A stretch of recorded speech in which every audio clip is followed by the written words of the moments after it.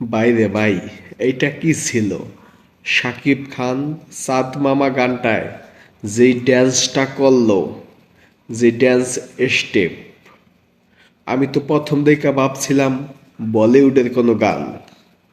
বলিউড সিনেমার গানও তো এত ভালো হয় না, এত বিগ স্কেলে হয় কি না সন্দেহ আছে।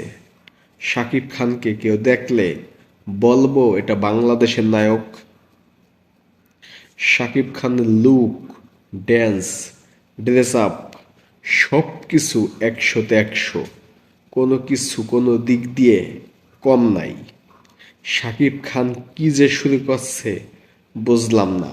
দিনকে দিন নিজেকেই নিজে ছাড়িয়ে যাচ্ছে, নিজের অবস্থান নিজে টপকাই যাইতাছে। লাগে উড়াদুরা গানটা দেখা ভাবছিলাম এমন মনে হয় শাকিব খানকে আর কেউ বানাতে পারবে না।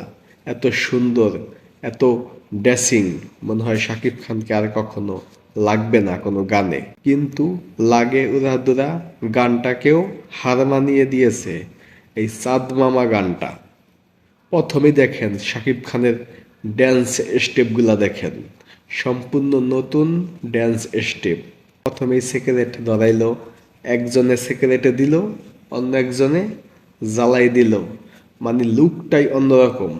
গানের মিউজিক, কথা, যদিও গানের কথাগুলা ওই লাগে উড়াদুরার মতো অতটা ভালো না। যাই হোক, পার্টি গানে গানের কথা কেমন অত বেশি একটা ইম্পর্টেন্ট না।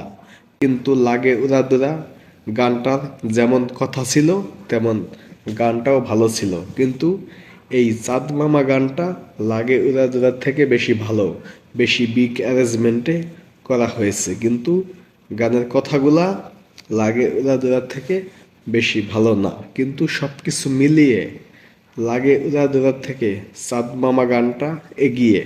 শাকিব খানের লুক, গেট আপ এবং ড্যান্স সব কিছুতে এগিয়ে।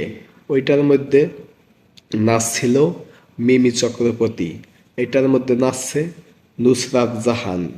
মিমি চক্রবর্তীর থেকেও নুসরাত জাহান এটার মধ্যে ভালো ড্যান্স করছে, সুন্দর ড্যান্স করছে।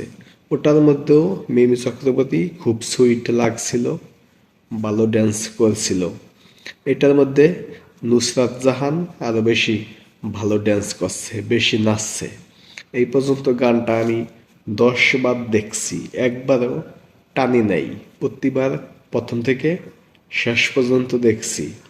আমি শুধু দেখি শাকিব খানের স্টাইল, লুক, ড্যান্স, শাকিব খানের ড্যান্স স্টেপ। গানটা হেডফোন লাগাইয়া শুনলে আসল ফিলটা পাওয়া যায়, আসল ফিলটা বোঝা যায় যে গানটা আসলে কতটা শুনতে ভালো লাগে। মিউজিকটা প্রীতম হাসান গাইছে গানটা।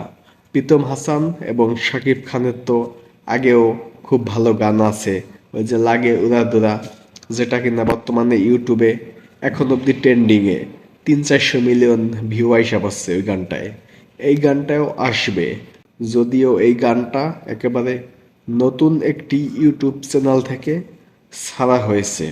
সমস্যা নাই, এই গানটার মধ্যেও এক সময় যাইয়া 100-150 মিলিয়ন ভিউ আইসাই যাইব। গানটা কিন্তু সুন্দর আছে।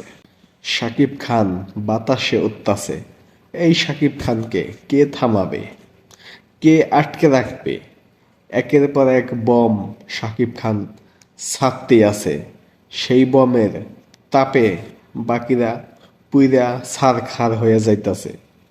আমি শিওর এই গানটা দেখার পর শাকিব খানের সবচেয়ে বড় হেটাসও শাকিব খানের ফ্যান হতে বাধ্য হবে। অন্তত যদি ফ্যান না হয় তাহলেও বলতে বাধ্য হবে শাকিব খান আসলে মেগাস্টার, আসলেই সুপারস্টার। যে পরিমাণ সুন্দর লাগতাছে বসকে এই গানটার মধ্যে, এমন সালমান খানকেও শাহরুখ খানকেও এত সুন্দর লাগে কিনা সন্দেহ আছে। তাদের মতো যদি অত বাজেট আমাদের শাকিব খান পাইতো, তাহলে চিন্তা করে দেখেন শাকিব খান কোথায় চলে যেত। সত্যি সত্যি বিশ্বের 1 নাম্বার নায়ক হইতো আমাদের শাকিব খান।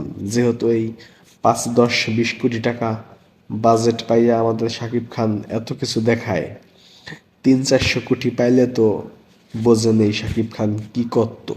আমরা আশা করি আমাদের শাকিব খান একদিন 300-400 কোটি টাকার সিনেমাতে কাজ করবেই।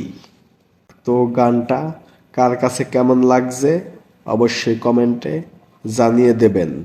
কে কতবার শুনছেন সেটাও কমেন্টে জানিয়ে দেবেন। ধন্যবাদ সকলকে।